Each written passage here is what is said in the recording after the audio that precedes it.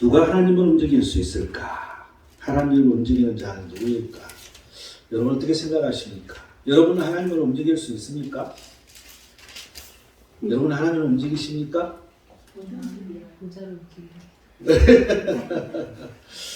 하나님을 움직이는 사람들. 오늘 헝가리 성교사님 부부 오셨는데 이 박윤혜 선교사님이죠. 그 사모님이 그 박윤혜 선교사님. 그분은 경기여고를 졸업하고요. 지금 나이가 65세니까요. 그때 시절에는 최고 명문 학교였어요. 시험 봐서 들어가는. 우리나라 최고의 학교였죠. 그리고 이제 이화여대를 졸업하시고, 그리고 평신도 선교사로 이제 헝가리 들어가서 사역을 시작하셨던 분이에요. 그런데 그가 이제 이 사역을 하다가 자기가 가지고 있던 돈, 모든 돈을 다 턴 게 5천만 원이었다고 해요. 그래서 그 5천만 원을 교회에 헌금하고, 그래서 그 교회가 땅을 샀는데 아주 노른자 땅을 사거리에 있는 딱 사각 그 땅을 샀던 것이죠. 그런데요, 우리가 가봐도 변두리예요. 그게 그렇게 뭐 시내, 그동안 우리 시내 땅은 못 사니까. 그랬는데 거기에 큰 마트가 자기 대형마트를 거기 넣으려고 땅을 다 하나씩 샀는데 그 객주님만 못 산 거예요. 그래서 그 땅을 살려고 해도 우리는 못 판다. 교회 땅을 무슨 소리냐. 그러니까 이분들이 그 교회 땅을 따로 그 바깥에다가 땅을 더 몇 배로 큰 땅을 주고 또 교회를 건축까지 해주는. 너무나도 가서 보니까 아름답더라고. 교회를 아니 남이 지어줬는데 좋게 멋있게 지어줬나. 또 주차장도 옆으로 따로 있어. 이야, 여러분 이게 기적이죠. 하나님을 움직이는 사람이 아닐까 이런 생각이 듭니다. 하나님 앞에 헌신하며 하나님 앞에 충성하는 자, 하나님을 움직일 수 있다는 것을 그분들은 보여주고 있습니다. 또 이 신홍주 선교사님도 뒤늦게 개척을 해서 개척교회 10년 하시다가 아내가 죽고, 그리고 그 박윤혜 선교사님을 만나서, 그래서 이제 하나님의 그 음성을 듣고 즉각 순종해서 그 헝가리 땅을 들어갔는데, 아니 뭐가 있어? 아무것도 없잖아요. 근데 그 하나님 은혜로 그 3,000평의 땅을 사는, 그것도 내 기억에 1억 5천이었다든가 아마 내 기억이 정확히 안 나는데, 하나님께서 즉각적으로 순종하는 자에게는 항상 하나님께서 함께 하시는 걸 알 수가 있습니다. 그래서 그분은 즉각 순종하였더니 거기 가서 캄캄했겠죠. 아무것도 없이 들어갔는데 부부 둘이 들어가서.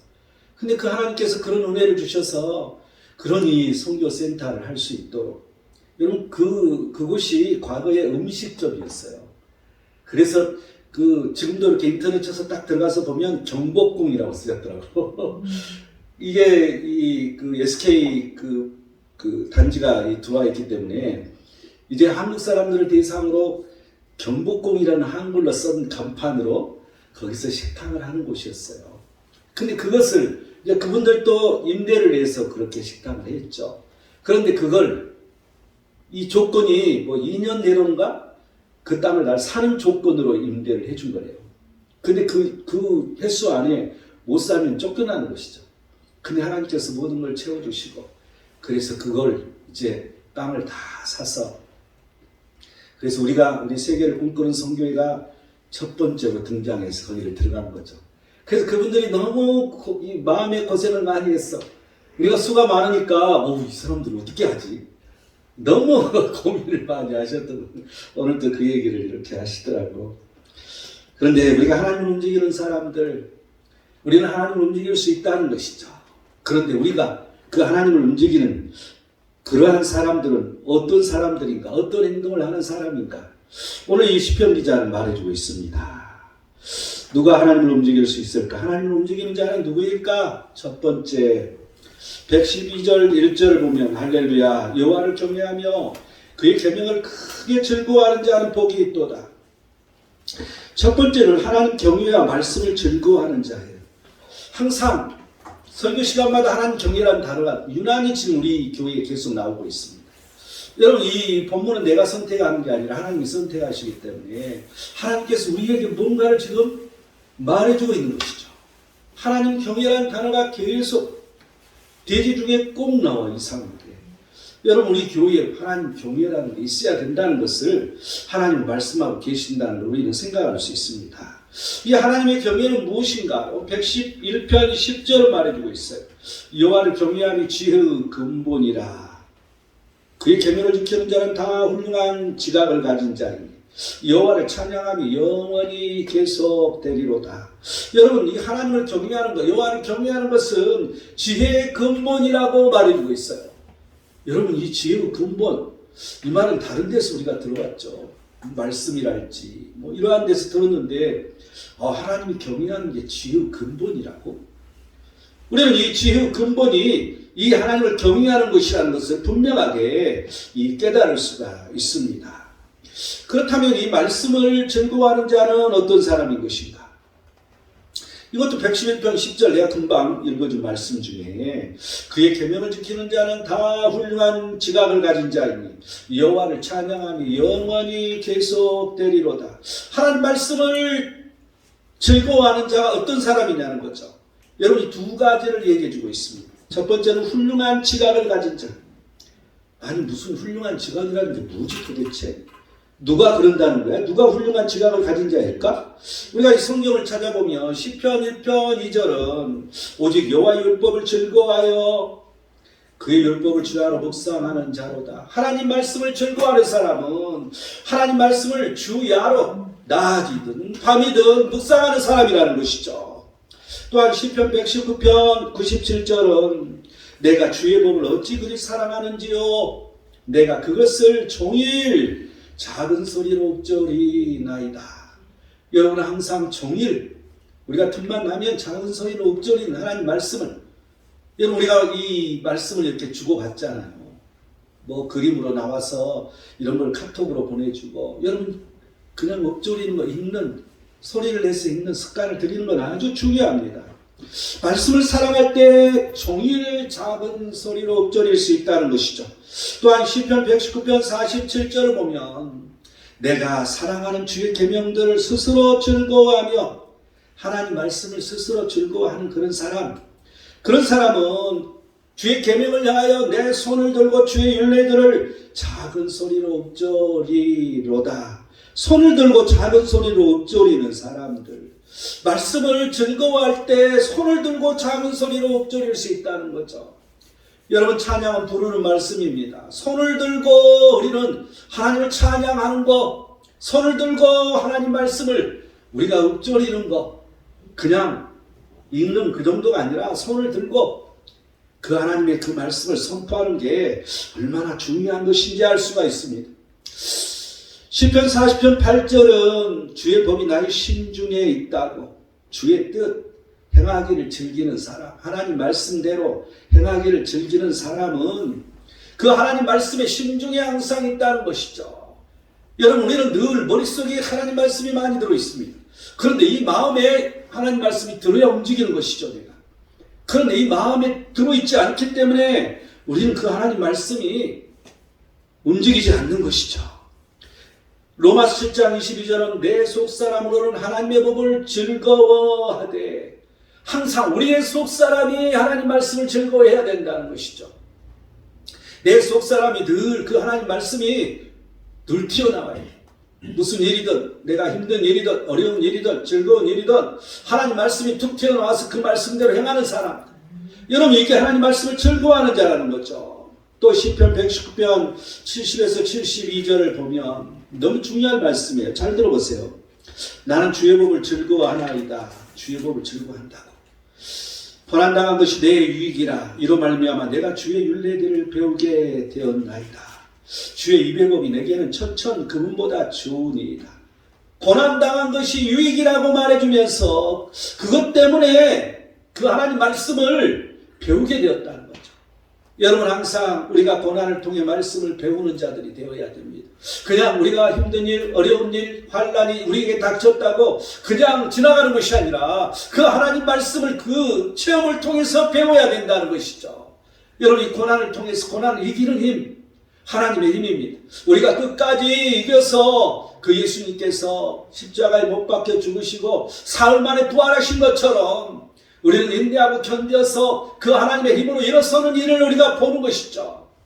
여러분, 이러한 것들, 이 고난을 통해 말씀을 배우는 자라는 것입니다. 시편 1편 3절은 그런 시냇가에 심은 나무가 철을 따라 열매를 맺는다. 여러분, 시냇가에 심은 나무는 어떻게 해요? 계속 물을 빨아들이잖아요. 말씀을 늘 빨아들이는 사람은 철을 따라서 열매를 맺는다는 거죠.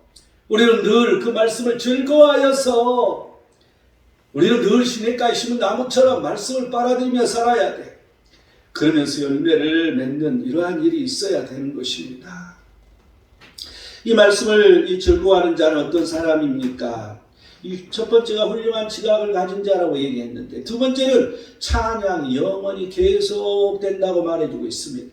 말씀을 즐거워하는 사람은 그 입술에서 찬양이 영원히 계속된다고. 여러분, 찬양을 부르는 자, 부르지 않는 자, 늘 내가 찬양을 소리내서 부르고 기도할 때도 찬양하라고 내가 이런 말을 자주 해주고 있습니다. 여러분, 힘들 때 찬양 부르시기 바랍니다. 또 즐거울 때도 찬양을 부르시기 바랍니다. 또한 기도할 때도 찬양을 부르시기 바랍니다. 그 찬양은 부르는 말씀이야. 말씀이라는 거죠. 그 찬양 속에. 그래서 그 찬양이 나를 감동시키고 그 찬양이 내가 움직이도록 만들어주는 거야. 여러분, 찬양을 깊이 있게 부르면 내가 어려울 때는 눈물이 펑펑 쏟아집니다. 또한 내가 힘들 때는 아주 위로가 됩니다. 아주 힘있는 그런 위로가 될 때가 많습니다. 그래서 이 말씀을 즐거워하는 자는 늘 그 찬양이 영원히 계속된다는 것이죠. 여러분, 폭탄 충격 증후군이라는 게 있습니다. 전쟁을 겪는 사람에게 나타나는 거죠. 우리 아버님도 6.25 전쟁 때 3번 죽을 고비를 넘기셨다고. 3번 죽은 것이죠. 근데 살아난 거예요. 한 번은 이 지뢰를 밟았는데 대형 지뢰를 밟았어요. 그 전차가 지나가면 터지는 지뢰인데 그걸 밟았는데 터져버렸어요. 이게. 이 폭풍이 너무 심해서 날아가 버려 사람이. 그래고 사신 거야. 그냥 그게 터져서 사람이 붕 떠서 날아가가지고. 그래서 그런 사신 경험들.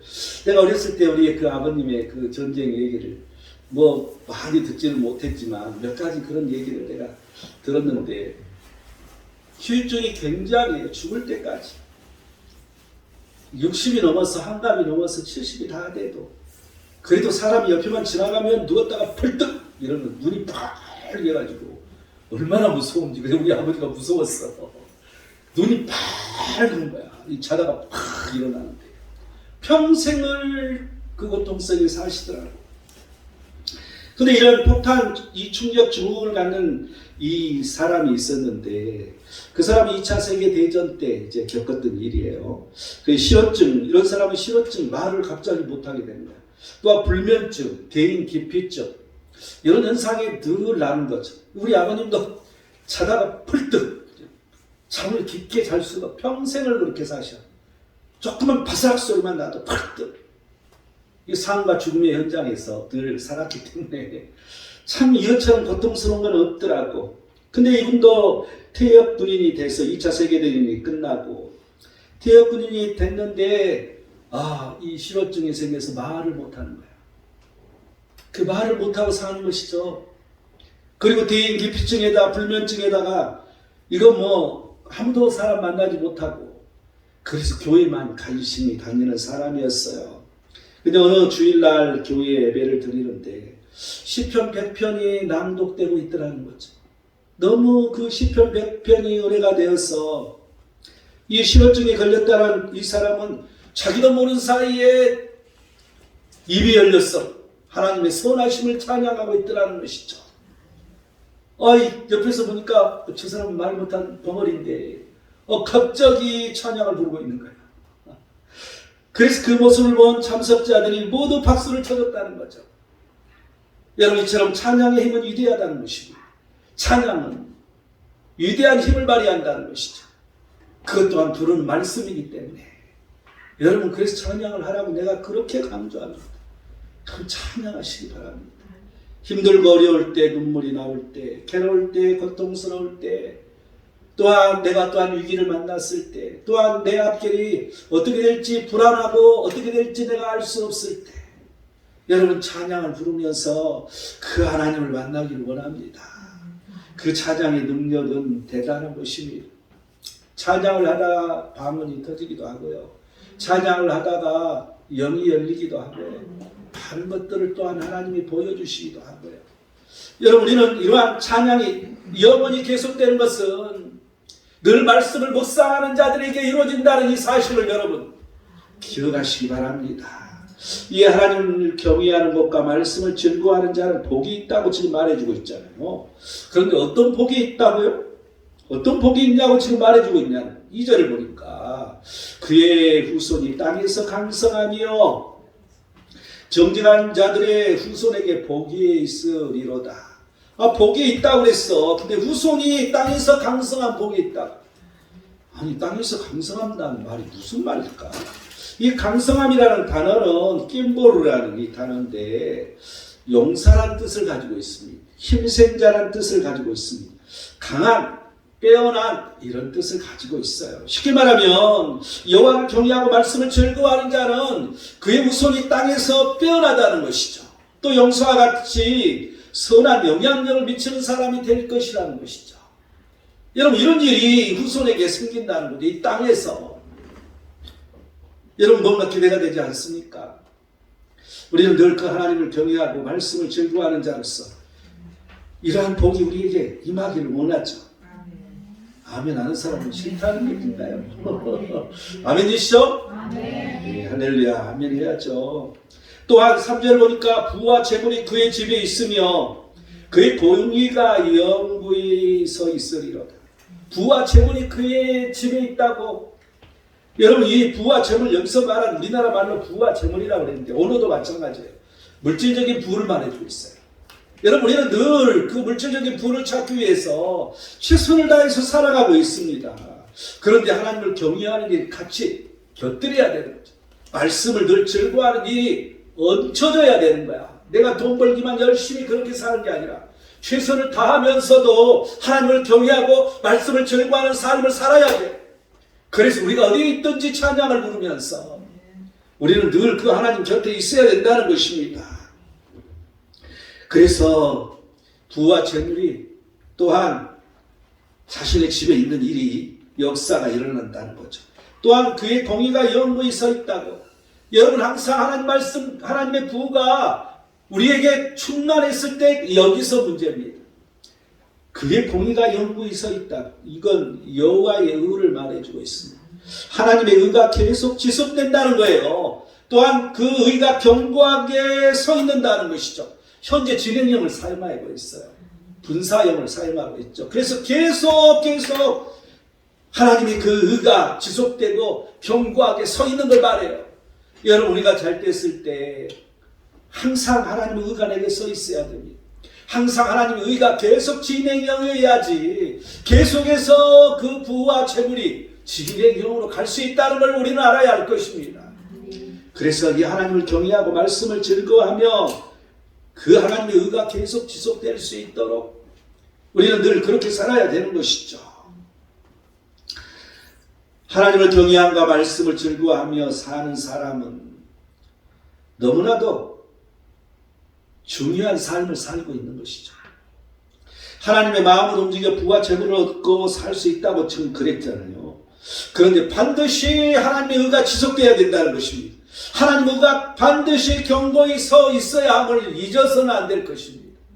우리는 없었을 때 막 기도 많이 하고, 내가 이제 이 교회를 이제 서울에 올라와서 또한 내가 지방에 있을 때 이 교회에서 한 교회에서 오래, 나는 끝날 때까지 항상 한 교회에 살았기 때문에 많은 사람을 만났습니다. 그런데 그분들이 처음 내가 봤을 때는 가난하고 힘들고 어렵고, 내가 이쪽이 동익교회 같은 데는 동대문 그 뒤에 창신도 너무나도 못 사는 동네였어요. 정말 이렇게 집에 들어가면요, 캄캄했어. 이런 데 사람이 살 수 있나? 이 정도로 그런 비참한 동네였어요. 지금은 이제 많이 발전이 돼서 거기도 주공동네가 됐지만 옛날에 그랬어요. 그런데 그분들이 지금은 다 잘 살아가지고요, 전부 다 이제 다른 데로 이사간 거죠. 그 아파트 얻어가지고 좋은 아파트 얻었어. 일산으로, 분당으로, 강남으로, 여러 좋은 아파트 얻어서 다 잘 살더라고. 내가 이걸 보면서 하나님 앞에 붙어 있는 사람은 저런 것이구나 하는 것을 내가 깨달았어요.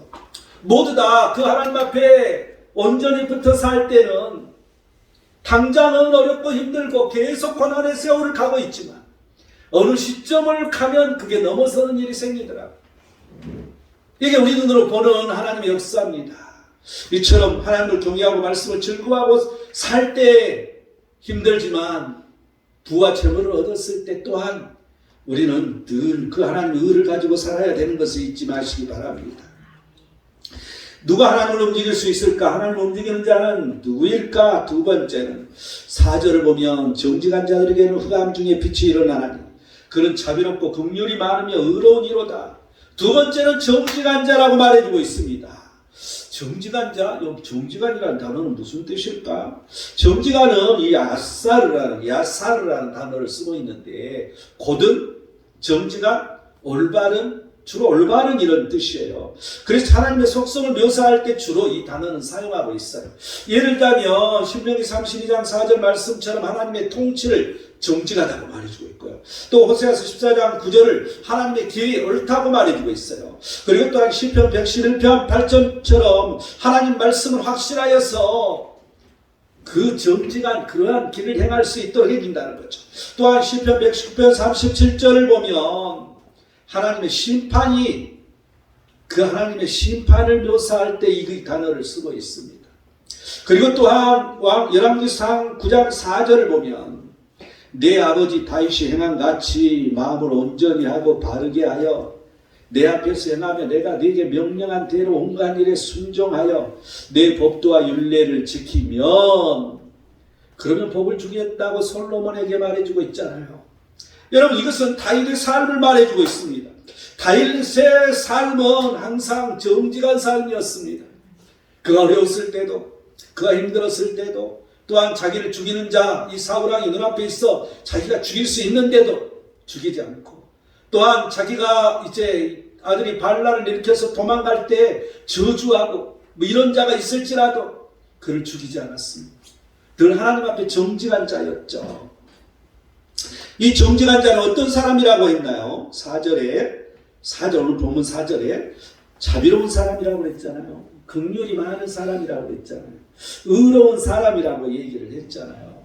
우리는 늘 하나님께서 자비롭기 때문에 나도 자비로워야 됩니다. 하나님께서 긍휼이 많기 때문에 나도 긍휼이 많은 자가 되어야 됩니다. 또한 하나님이 의를 가지고 계시기 때문에 나 또한 의로운 사람이 되어야 된다는 것이죠. 여러분 인도에 전해져 오는 얘기가 있습니다. 한 거지가 이제 구글하우니에 살고 있었는데 인도 가면 지금도 막 거지떼들이 그냥 엄청 많이 있어요. 어느 날 이 평민으로 가장하고 왕이 이제 민정 시찰을 다녔습니다. 근데 이 거지를 만난 거죠. 그래서 거지에게 이렇게 말했습니다. 야, 달라고만 하지 말고 줄 거 너 없냐? 너 줄 거 있으면 좀 달라. 거지한테 왕이 이렇게 이 평민으로 변장해서 얘기를 한 거죠. 그랬더니 거지가 이 자루에서 이제 쌀을 이렇게 자루를 열어서 쌀 한 톨을 꺼내가지고 그 평민에게 한 톨을 줬어. 그래서 이 왕도 주머니에서 뭔가를 꺼내더니 거지에게 줬다는 거죠. 이 자루에다 탁 넣어줬어. 저녁이 되어서 이 거지가 저 사람이 뭘 넣었을까 궁금해서 자루를 열어보니까 금 한 톨이었다는 거야. 그래서 생각하기를 거지가 탄식하면서 더 많이 줄 걸. 더 많이 줬으면 더 많이 받았는데. 여러분 우리는 늘 이 가난한 사람, 이 시대에 가난한 사람 밥 먹고 못 사는 사람은 없잖아요. 여러분 이 시대에 우리에게 있어서 우리는 도와줘야 할 일이 많이 있는 것이죠. 많은 부족한 것을 가진 사람에게는 우리는 도움을 줄 수 있는 줄 것이 많이 있어요. 이 정직한 자들에게는 어떤 일이 일어나는가? 흑암 중에 빛이 일어난다고 말했어요. 흑암, 이 캄캄한 중에 빛이 일어난다고. 여러분 이 새벽이 되기 전에 얼마나 캄캄한 어둠입니까? 그때 새벽동이 트는 것처럼 하나님은 그 흑암 중에 빛을 주시는 하나님, 내가 어렵고 힘들고 고난이고 정말 갈 바를 알지를 못하고 어떻게 해야 할지 알 수 없는 어감 중에 헤매고 있을 때 빛을 주시는 그 하나님, 이 빛은 무엇일까요? 에베소 5장 8절은 빛의 열매는 모든 착함과 의로움과 진실함이라고 말해주고 있어요. 이 빛이 우리에게 있어서 나를 착하게 만들어주고 나를 의롭게 만들어주고 내가 진실하게 만들어주는 것이죠. 이 빛이라는 게 어떻게 이 흑암 중에 빛이 일어나는 것일까? 시편 97편 11절을 보면 빛을 뿌린다고 말해주고 마음이 정직한 자를 위하여 기쁨을 뿌린다. 여러분, 이 흑암 중에 빛이 일어난다는 것은 하나님께서 정직한 자에게 빛을 뿌려주는 것이고 기쁨을 뿌려준다는 거야. 어떻게 빛을 참 뿌려주지? 참 신기하잖아요. 뿌려준다고 말해주고 있어요. 미가서 7장 8절에서 9절을 보면 8절을 보면 어두운 데 앉을지라도 여호와께서 나의 빛이 되실 것이라.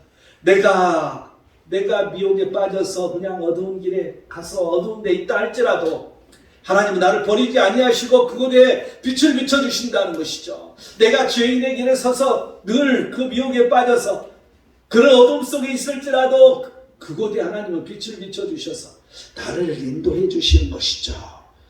미가서 27장 9절을 보면 내가 여호와께 범죄하였으니 진노를 당하려니와.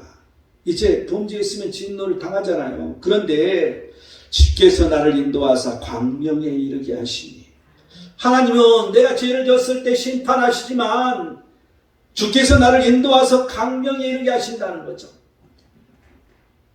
우리는 항상 그 하나님께서 나를 광명으로 빛으로 인도하시는 하나님을 알아야 됩니다. 요한복음 12장 46절은 나는 빛으로 세상에 왔나니 나를 믿는 자로 어둠에 거하지 않게 하려 함이로라고 예수님은 말씀하고 계십니다. 예수님은 어둠에 거하지 않게 하신다고 약속하신 것이죠. 우리는 늘 빛으로 빛 안에 거해야 할 것입니다. 우리는 하나님 앞에서 정직해야 됩니다. 항상 자비로워야 됩니다. 항상 긍휼이 많아야 되는 것이죠. 다른 사람의 뒷말만 무성의하는 사람이 아니라 남의 뒤통수만 치는 그러한 사람이 아니라 항상 우리는 의로워야 된다는 것입니다. 여러분, 이런 성도는 하나님의 마음을 움직일 수 있다는 것입니다. 하나님께서는 흑암 중에 빛을 일으키신다는 것, 내가 어둠에 빠져 있을지라도 나를 건져내 주시는 하나님을 기억해야 할 것입니다. 누가 하나님을 움직일 수 있을까요? 하나님을 움직이는 자는 누구일까요? 마지막 세 번째 5절을 볼까요? 은혜를 베풀며 구워주는 자는 잘되나니 그 일을 정의로 행하리로다. 세 번째는 은혜를 베풀며 구워주는 자라고 말해주고 있습니다. 그렇다면 어떻게 은혜를 베풀고 구워주는 자일까요? 정의를 행해서 은혜를 베풀라는 거죠. 여러분, 은혜를 베푼다고 무조건 하는 게 아니에요. 의가 있어야 돼요. 하나님 의가 아닌 것은 아닌 것이죠. 또한 방법도 하나님의 의로 이러한 것을 은혜를 베풀어야 되는 거죠. 또한 우리가 구워주는 것, 이러한 것도 하나님의 의가 아니면 그러할 이유가 없는 것이죠. 또 방법도 하나님의 의로 구워주는 일이 생겨야 된다는 걸 말해주고 있습니다. 이 은혜를 베풀며 구워주는 자는 어떻게 된다고요? 5절에는 잘 된다고 말해주고 있어요. 아이, 잘 된다고. 뭐가 잘 되는 것일까? 영혼, 육이 다 잘 돼야 되겠죠. 6절을 보면 그는 영원히 흔들리지 아니하며 의인은 영원히 기억되리로다. 영원히 흔들리지 않는다는 것입니다. 항상 우리가 은혜를 베푸는 사람들은 우리가 흔들림이 없다는 것입니다. 왜냐하면 하나님께서 나를 도와주실 걸 확신하는 이러한 믿음이 있기 때문에 우리는 흔들리지 않는 것이죠. 또한 7절은 그는 흉한 소문을 두려워하지 아니하며 여호와를 의리하고 그의 마음을 굳게 정하였도다. 여호와를 의리하고 마음을 굳게 정한 이런 일이 생기고, 또한 흉한 소문을 두려워하지 않는다. 그 흉한 소문을 두려워하지 않아. 여러분, 내가 이 노예에 가서 일하면서 사람들이 너무나도 이 세상 머리를 너무 잘 부려. 그래서 이제 서기에서 부노회장, 노회장 될 때까지 훈련을 시키는 거예요. 어떻게 훈련을 시키냐면, 이 서기 때부터 서기가 끝나서 이제 그 다음 이제 선거할 때가 다가오면 서기하는 사람은 부노회장 하는 것을 못하게 하는 그런 소문을 막 퍼뜨려. 그 사람이 마음이 불안하잖아. 불안하면 와서 숙여라 이거지. 고개 숙여. 훈련시키는 거죠.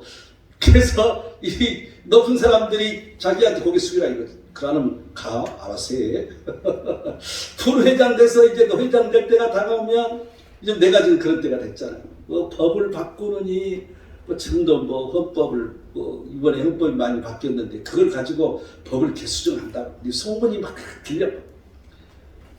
그 서기는 부회장 옛날에 서기 되면 부회장 올라가게 돼 있는데 아 그것부터 바꿔야 된다. 그러면 그 서기는 얼마나 마음이 불안하겠어. 그리고 또 이제 뭐 나한테는 말하지 않지만 자기들끼리 그래. 지금 노회장을 또 노회장 해묵해야 된다. 그리고 은근히 뒤에서 들리게 뒤통수로 들리게 만들어. 나는 이제 다 알아버렸어. 이 사람들이 이거. 아 이걸 가르쳐 주더라고. 전에 내가 서기 때 노회장이 얼마 전에 전화 통화를 했는데 목사님 항상 그러는 거예요. 그런 말에 흔들리지 마세요. 그 사람들은 때만 되면 그렇게 힘드는 거예요. 그러니까 그런 데 신경 하나 쓰지 말고 기도만 하세요. 이게 오늘 이 말씀이 나오니까 그런 생각이 들어요. 흉한 소문을 두려워하지 않는 거죠. 우리가 온전히 하나님 앞에 겹쳐 있으면 그러든지 말든지 아무 상관없이 하나님만을 바라보고 가면 하나님께서 함께 하신다는 것을 우리는 기억해야 할 것입니다. 또한 8절을 보면 그의 마음이 견고하여 두려워하지 아니할 것이라. 그의 대적들이 받는 보응을 마침내 보리로다. 마음이 견고하여서 두려움이 없어진다는 것이죠. 항상 우리가 하나님을 믿고 사는 사람들은 어떤 환경이 내게 닥친다 할지라도 두려움이 없다는 거죠. 믿음으로 가면 하나님께서 그 믿음으로 승리하게 하시고 이기게 하시고 담대하게 하셔서 불안에 떨고 살 이유가 하나도 없다는 것입니다. 우리 진영이하고 우리 혜란이 이제 결혼을 앞두고 있는데 시간이 되면 불안한 거야 원래. 아이고 결혼 시간이 돈이 얼마가 드는 거야. 계산기도 들고 이 돈이 많이 나오네 이거 돈이 나올까 이거 이런 생각부터 시작해서 오만 생각이 왔다 갔다 할 것이라고. 오직 하나님만을 바라보라는 것이죠. 집착하게 말씀을 묵상하고 하나님을 찬양하고 하나님 앞에 기도함으로 이겨내야 돼. 반드시 하나님은 역사하십니다. 우리 두 사람 미래를 하나님께서 분명히 함께 하시고 역사하실 것을 믿습니다. 아멘. 그 하나님을 붙들고 그 하나님 앞에 기도하기 바랍니다. 우리 진영이 아멘이죠? 아멘. 반드시 그런 일이 일어나. 9절 보니까 그가 재물을 얻어 빈궁한 자들에게 주었으니 그의 의가 영구히 있고 그의 뿔이 영광 중에 들리리라고. 그의 의가 영구히 있고 그의 뿔이 영광 중에 들린다고. 항상 우리가 하나님 앞에 붙어있는 사람은 의가 있는 거야. 의가 항상 우리가 의를 따라서는 안 돼. 하나님 의를 내가 따라서는 안 되는 거죠. 하나님 의가 내게 항상 붙어 있어야 돼. 우리는 이게 키포인트입니다. 우리가 살아가는데 중요한 키포인트가 된다는 것이죠. 또한 10절을 보면 악인은 이를 보고 한탄하여 이를 갈며 소멸되리니 악인들의 욕망은 사라지리로다. 악인들이 우리가 이렇게 잘 되는 걸 보고 아무리 괴롭혀도 아무리 문제가 있어도 어떤 환난이 와도 어떤 고통 중에 내가 빠진다 할지라도 하나님은 나를 건져주는 것을 많은 사람이 보게 된다는 것이죠. 그래서 그 악인들의 욕망은 사라져버리는 것. 그 악인들이 그러한 걸 보고 감히 건들지를 못한다는 것입니다. 이 시대의 빈궁한 자는 여러분 이 빈궁이라는 게 무엇일까? 지식도 있을 수 있죠. 말씀이 빈궁한 자도 있죠. 재능이 빈궁한 자도 있죠. 믿음이 빈궁한 자도 있습니다. 여러 가지가 있는 거죠. 이러한 대은혜를 베풀고 꾸어주는 자가 될 때 이 하나님의 마음을 움직일 수가 있습니다. 마음을 움직여서 잘 되고 하나님을 의리하게 된다는 것이죠. 또한 마음이 견고하여 두려움이 없게 된다는 것입니다. 이 대적들이 받는 보응을 목격하게 된다는 것을 여러분 기억하시기 바랍니다. 결론을 맺겠습니다. 누가 움직일 수 있는가? 하나님을 움직이는 자는 누구일까? 하나님을 경외하고 말씀을 즐거워하는 성도라고, 정직한 성도라고, 은혜를 베풀며 꾸어주는 성도라고 우리는 결론을 맺습니다. 우리 또한 하나님을 움직일 수 있는 행동을 해야 합니다. 주님의 은혜를 듬뿍 받는 그러한 행동을 해야 된다는 것을 여러분 잊지 마시고 두려움 없이 떨림 없이 우리 환경 앞에서 흔들림 없이 그 하나님을 의지하며 승리하는 우리 모든 자들이 되시기를 축원드립니다.